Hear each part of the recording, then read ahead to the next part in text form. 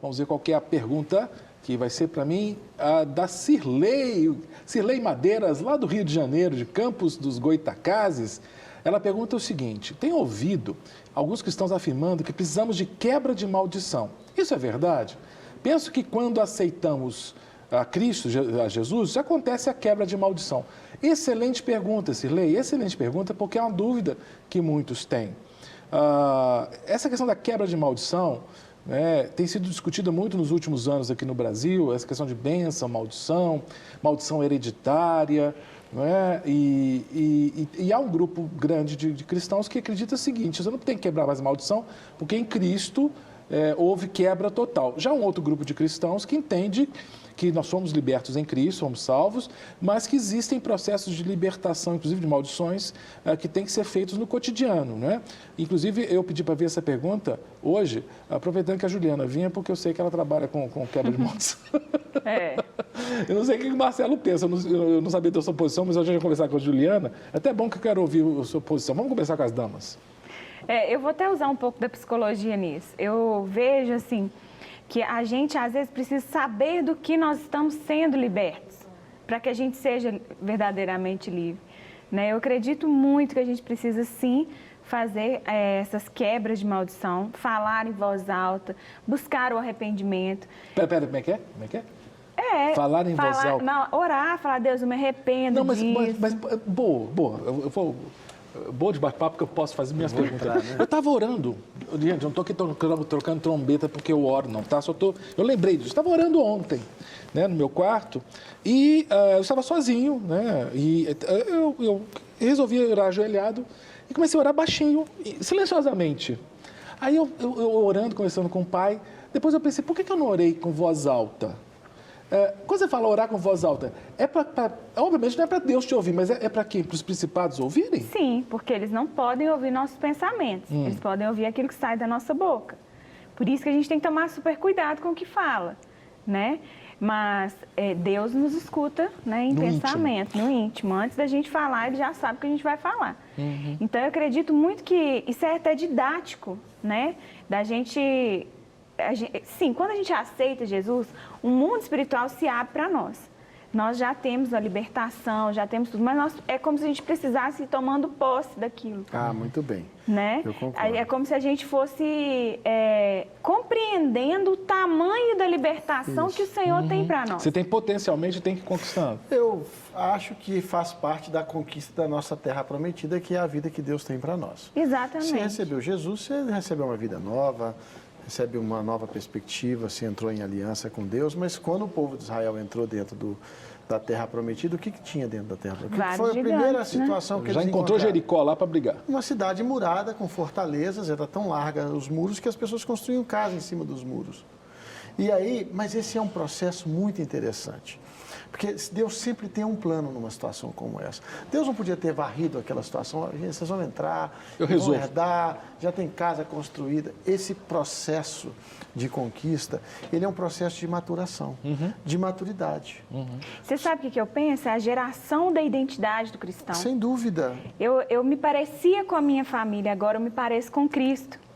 Então, isso é libertador, né? Porque muitas famílias são ótimas, mas tem muitas famílias com grandes dificuldades, tanto relacionais quanto espirituais mesmo. E esse processo de amadurecimento, ele vai gerando uma identidade nova em Cristo. Você falou dois aspectos: o aspecto espiritual e o aspecto emocional, né? E a gente tem que aprender. Às vezes você tem um monte de hábitos que você adquiriu a sua vida inteira. Depois que você converte, parece que você converte, por exemplo, você converteu e tem uma dívida de 50 mil reais no banco.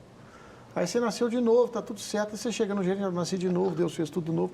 Mas você tem essa situação aqui para resolver. Para lidar. Existem situações na sua vida que você precisa de começar a resolver. Não adianta chegar lá se o preço foi pago, Conquistar. Porque não é isso, não. Agora, esse é um processo de libertação?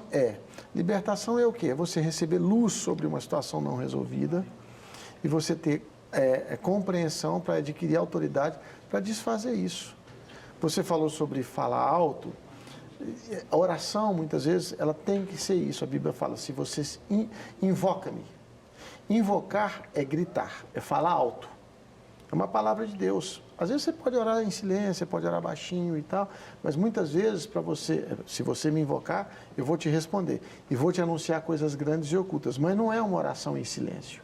É uma atitude, né, que você toma, determinada, você incita a sua fé, você instiga a sua fé ali naquela situação para buscar alguma coisa que estava escondida em Deus.